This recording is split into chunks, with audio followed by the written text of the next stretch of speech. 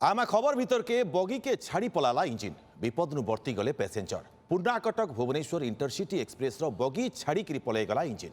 बलांगीर नु ट्रेन छाड़बार परे सुदपड़ा रेलवे फाटक पासे छाड़ी पलै गला आधा घंटा पर इंजिन आसिक फेर बगी के धरिक भुवनेश्वर बाहरी थिला। ये खबर आपन देखुछन ये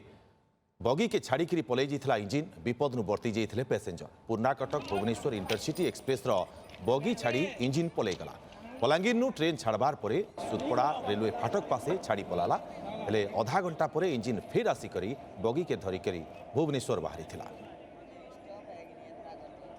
दुखर कथा गोटे जहाँ गोटे दुर्घटना आज पार होगा आज भाग्य बहुत भल है लोकंर मैंने दुख लगुचे जे मैंने यांत्रिक त्रुटि हो कि क्या त्रुटि से जानवा कथा नहीं आम जानवा कथा जे मैंने यात्री सुरक्षित जावा कथा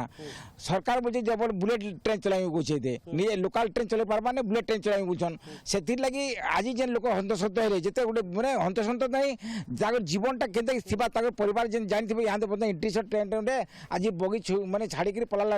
इंजिन बोले आप विश्वास करेंगे एत भयभीत अवस्था थे कहले सर नहीं ठाने